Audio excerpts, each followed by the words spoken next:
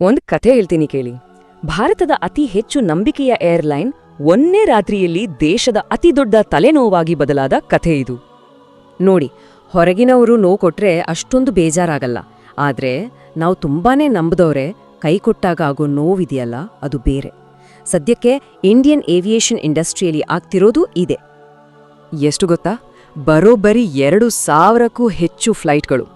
ಕೆಲವೇ ವಾರಗಳಲ್ಲಿ ಇಷ್ಟೊಂದು ಫ್ಲೈಟ್ಸ್ ಕ್ಯಾನ್ಸಲ್ ಅಥವಾ ಡಿಲೇ ಆಯಿತು. ಸಾವಿರಾರು ಜನ ಏರ್ಪೋರ್ಟ್ಗಳಲ್ಲೇ ಸಿಕ್ಕಿ ಹಾಕೊಂಡ್ರು. ಇಡೀ ದೇಶನೇ ಏನಿದು ಹೀಗಾಯ್ತು ಅಂತ ತಲೆ ಕೆಡಿಸ್ಕೊಂಡಿತ್ತು. ಹೌದು, ಒಂದು ಕಾಲದಲ್ಲಿ ರಿಲಯಬಿಲಿಟಿ ಅಂದ್ರೆ ಇಂಡಿಗೋ ಅಂತಿದ್ರು. ಆದ್ರೆ ಅದೇ ಏರ್ಲೈನ್ ಇವತ್ತು ಭಾರತದ ಕಾಲಿಗೆ ಕೊಳ್ಳಿತರ ಆಗಿದೆ. ಹಾಗಾದ್ರೆ ಇಂಡಿಗೋ ಜೊತೆ ಎಲ್ಲಿ ಎಡವಟ್ಟಾಯಿತು?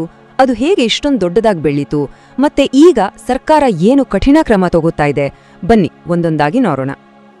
ಸರಿ, ಮೊದಲನೇ ಭಾಗ, ಈ ದೈತ್ಯ ಸಂಸ್ಥೆ ಹೇಗೆ ಕುಸಿಯಿತು ಅಂತ ನೋಡೋಣ. ಮೊದಲು ಈ ಸಮಸ್ಯೆಯ ಪ್ರಮಾಣ ಎಷ್ಟಿತ್ತು ಮತ್ತೆ ದೇಶದ ಮೇಲೆ ಅದರ ತಕ್ಷಣದ ಪರಿಣಾಮ ಏನಾಯ್ತು ಅನ್ನೋದನ್ನ ನೋಡೋಣ. ಏರ್ಪೋರ್ಟ್ಗಳಲ್ಲಿನ ಪರಿಸ್ಥಿತಿ ಹೇಗಿತ್ತು ಅಂದ್ರೆ ಸಂಪೂರ್ಣ ಗೊಂದಲಮಯವಾಗಿತ್ತು. ಇದ್ದಕ್ಕಿದ್ದ ಹಾಗೆ ಸಾವಿರಾರು ಫ್ಲೈಟ್ಸ್ ಕ್ಯಾನ್ಸಲ್. ಜನ ಗಂಟೆಗಟ್ಲೆ ಕಾಯ್ತಾ ಇದ್ರು, ಆದ್ರೆ ಕಂಪನಿಯಿಂದ ಸರಿಯಾದ ಮಾಹಿತಿನೇ ಇರಲಿಲ್ಲ. ಈ ಮೌನ ಇದೆಯಲ್ಲ, ಅದು ಜನರ ಕೋಪವನ್ನ ಇನ್ನಷ್ಟು ಜಾಸ್ತಿ ಮಾಡಿತು. ಇದು ಬರೀ ಒಂದು ಟೆಕ್ನಿಕಲ್ ಪ್ರಾಬ್ಲಮ್ ಆಗಿ ಉಳಿಲಿಲ್ಲ, ಬದಲಿಗೆ ನಂಬಿಕೆಯ ದೊಡ್ಡ ಬಿಕ್ಕಟ್ಟಾಗಿ ಬದಲಾಯಿತು. ಸರಿ, ಈಗ ಎರಡನೇ ಭಾಗಕ್ಕೆ ಬರೋಣ. ಆಕಾಶದಲ್ಲಿ ಇಂಡಿಗೋದ ಏಕಸ್ವಾಮ್ಯ. ಇಲ್ಲಿ ಒಂದು ಪ್ರಶ್ನೆ ಬರುತ್ತೆ. ಒಂದೇ ಒಂದು ಏರ್ಲೈನಲ್ಲಿ ಆದ ಸಮಸ್ಯೆಯಿಂದ ಇಡೀ ದೇಶದ ಸಿಸ್ಟಮ್ ಹೇಗೆ ಅಲುಗಾಡೋಕೆ ಸಾಧ್ಯ? ಉತ್ತರ ಇರೋದು ಅದರ ಸೈಜ್ನಲ್ಲಿ. ಈ ಚಾರ್ಟ್ ನೋಡಿ, ಎಷ್ಟು ಆಶ್ಚರ್ಯ ಆಗುತ್ತೆ ಅಲ್ವಾ? ಭಾರತದ ಡೊಮೆಸ್ಟಿಕ್ ಏವಿಯೇಷನ್ ಮಾರ್ಕೆಟ್ನಲ್ಲಿ ಇಂಡಿಗೋ ಒಂದೇ ಸರಿಸುಮಾರು 65% ಪಾಲನ್ನ ಹೊಂದಿದೆ. ಅಂದ್ರೆ 3ರಲ್ಲಿ 2 ಭಾಗ. ಜೆಟ್ ಏರ್ವೇಸ್, ಕಿಂಗ್ಫಿಷರ್ನಂತಹ ಕಂಪನಿಗಳು ಮುಚ್ಚೋದ್ಮೇಲೆ ಇಂಡಿಗೋಗೆ ಎದುರಾಳಿನೇ ಇಲ್ಲದ ಹಾಗಾಯ್ತು. ಈ ಮಟ್ಟದ ಕಂಟ್ರೋಲ್ ಇದೆಯಲ್ಲ, ಇದನ್ನೇ ಸಿಸ್ಟಮಿಕ್ ರಿಸ್ಕ್ ಅಂತ ಕರೆಯೋದು. ಅಂದ್ರೆ ಇಷ್ಟೊಂದು ದೊಡ್ಡ ಕಂಪನಿ ಸ್ವಲ್ಪ ಎಡವಿದ್ರೂ ಸಾಕು, ಅದು ಬರೀ ತಾನೊಂದೇ ಬೀಳಲ್ಲ, ತನ್ನ ಜೊತೆ ಇಡೀ ಸಿಸ್ಟಮ್ ಅನ್ನೇ ಕೆಳಗೆ ಇಳಿದು ಬಿಡುತ್ತೆ. ಡೇಂಜರಸ್ ಅಲ್ವಾ? ಮೂರನೇ ಭಾಗ, ಈ ಬಿಕ್ಕಟ್ಟಿನ ಹಿಂದಿನ ಕಾರಣಗಳೇನು? ಈ ಕಾರ್ಯಾಚರಣೆಯ ಕುಸಿತಕ್ಕೆ ನಿಜವಾದ ಕಾರಣ ಏನು? ಇದು ಒಂದೇ ದಿನದಲ್ಲಿ ಆಗಿದ್ದಲ್ಲ, ಬದಲಿಗೆ ತುಂಬಾ ದಿನಗಳಿಂದ ಒಳಗೊಳಗೆ ಕುದಿಯುತ್ತಿದ್ದ ಹಲವು ಸಮಸ್ಯೆಗಳು ಒಟ್ಟಿಗೆ ಸ್ಫೋಟಗೊಂಡಿದ್ದು. ಹಾಗಾದ್ರೆ ಈ ಇಡೀ ಗೊಂದಲಕ್ಕೆ ಕಾರಣವಾದ ಸರಣಿ ಘಟನೆಗಳನ್ನ ನೋಡೋಣ. ಎಲ್ಲಾ ಶುರುವಾಗಿದ್ದೆ ಸಿಬ್ಬಂದಿಯ, ಅದರಲ್ಲೂ ಮುಖ್ಯವಾಗಿ ಪೈಲಟ್ಗಳ ದೊಡ್ಡ ಕೊರತೆಯಿಂದ. ನೋಡಿ, ಕಂಪನಿ ಹತ್ರ ಫ್ಲೈಟ್ಸ್ ಇತ್ತು, ಪ್ರಯಾಣಿಕರೂ ಇದ್ರು, ಆದ್ರೆ ಆ ಫ್ಲೈಟ್ಗಳನ್ನ ಹಾರಿಸೋಕೆ ಬೇಕಾದಷ್ಟು ಪೈಲಟ್ಗಳೇ ಇರಲಿಲ್ಲ. ಈಗಾಗಲೇ ಸಿಬ್ಬಂದಿ ಕೊರತೆ ಇತ್ತು, ಅದರ ಜೊತೆಗೆ ಪೈಲಟ್ಗಳ ಆಯಾಸ ತಡೆಯೋಕೆ ಅಂತ ಹೊಸ ರೆಸ್ಟ್ ರೂಲ್ಸ್ ಜಾರಿಗೆ ಬಂತು. ಇದು ಪರಿಸ್ಥಿತಿಯನ್ನ ಮತ್ತಷ್ಟು ಬಿಗಡಾಯಿಸ್ಬಿಡ್ತು. ಇಲ್ನೋಡಿ, ಕಂಪನಿ ಹೇಳಿದ್ದೇನೋ ನಡೆದಿದ್ದೇನೋ ಅಂತ ಪಾರದರ್ಶಕವಾಗಿ ಇರೋದು ಬಿಟ್ಟು, ಏನಿಲ್ಲ ಸಣ್ಣ ಪುಟ್ಟ ಟೆಕ್ನಿಕಲ್ ಪ್ರಾಬ್ಲಮ್, ವೆದರ್ ಸರಿ ಇರಲಿಲ್ಲ ಅಂತ ಸುಳ್ಳು ಹೇಳಿ ಇಡೀ ಬಿಕ್ಕಟ್ಟಿನ ಗಂಭೀರತೆಯನ್ನೇ ಮುಚ್ಚಾಕೋಕೆ ಪ್ರಯತ್ನಪಟ್ರು. ಇದೇ ದೊಡ್ಡ ತಪ್ಪು.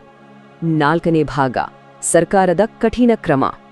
ಪರಿಸ್ಥಿತಿ ಹೀಗೆ ಕೈ ಮೀರಿ ಹೋಗ್ತಿದ್ದಾಗ ಸರ್ಕಾರ ಸುಮ್ಮನೆ ಕೂರೋಕಾಗ್ಲಿಲ್ಲ, ಮಧ್ಯಪ್ರವೇಶಿಸಲೇಬೇಕಾಯ್ತು. ಇದೊಂದು ನಿರ್ಣಾಯಕ ಹಂತವಾಗಿತ್ತು.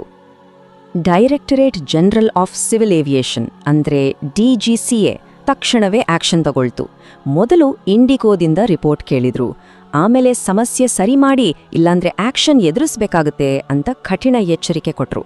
ಕೊನೆಗೆ ಸಿಸ್ಟಮ್ ಮೇಲಿನ ಒತ್ತಡ ಕಡಿಮೆ ಮಾಡೋಕೆ ಇಂಡಿಗೋದ ಫ್ಲೈಟ್ ಸ್ಲಾಟ್ಗಳನ್ನೇ ಕಮ್ಮಿ ಮಾಡೋ ಪ್ರಸ್ತಾಪ ಕೂಡ ಬಂತು. ನೋಡಿ, ಈ ಇಶ್ಯೂ ಎಲ್ಲಿವರೆಗೂ ಹೋಯ್ತು ಅಂದೆ ಪಾರ್ಲಿಮೆಂಟ್ ತನಕ. ಅಲ್ಲಿ ಕೂಡ ಇದ್ರ ಬಗ್ಗೆ ದೊಡ್ಡ ಚರ್ಚೆಗಳಾದು. ಇಂಡಿಗೋ ತನ್ನ ಮಾರುಕಟ್ಟೆ ಸ್ಥಾನವನ್ನ ದುರುಪಯೋಗ ಮಾಡಿಕೊಳ್ತಿದ್ಯಾ ಅಂತ ತನಿಖೆ ಮಾಡಬೇಕು. ಅಷ್ಟೇ ಅಲ್ಲ, ಕಂಪನಿಯನ್ನೇ ಎರಡಾಗಿ ವಿಭಜಿಸಬೇಕು ಅನ್ನೋ ತೀವ್ರವಾದ ಸಲಹೆಗಳು ಬಂತು. ಪ್ರಯಾಣಿಕರಿಗೆ ದೊಡ್ಡ ಮೊತ್ತದ ಪರಿಹಾರ ಕೊಡಬೇಕು ಅನ್ನೋ ಒತ್ತಾಯ ಕೂಡ ಕೇಳ್ಬಂತು.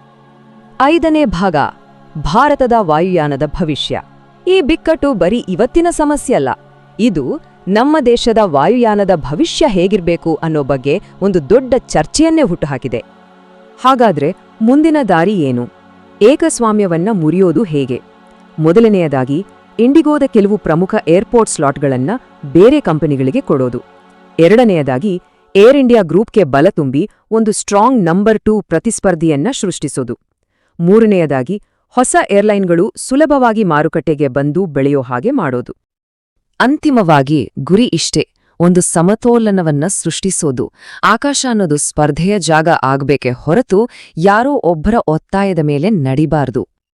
ಇದೆಲ್ಲದರ ಕೊನೆಯಲ್ಲಿ ಒಂದು ಮುಖ್ಯವಾದ ಪ್ರಶ್ನೆ ಉಳಿಯುತ್ತೆ. ಇಂಡಿಗೋ ಭಾರತಕ್ಕೆ ಮೋಸ ಮಾಡ್ತಾ ಅಥವಾ ಭಾರತವೇ ಇಂಡಿಗೋವನ್ನ ವಿಫಲ ಆಗೋಕೆ ಸಾಧ್ಯವೇ ಇಲ್ಲ ಅನ್ನೋಷ್ಟು ದೊಡ್ಡದಾಗಿ ಬೆಳೆಯೋಕೆ ಬಿಡ್ತಾ? ಈ ಪ್ರಶ್ನೆಗೆ ಸಿಗೋ ಉತ್ತರ ಮುಂದಿನ ದಿನಗಳಲ್ಲಿ ಭಾರತೀಯ ಏವಿಯೇಷನ್ ಇಂಡಸ್ಟ್ರಿಯ ಭವಿಷ್ಯವನ್ನೇ ನಿರ್ಧರಿಸುತ್ತೆ.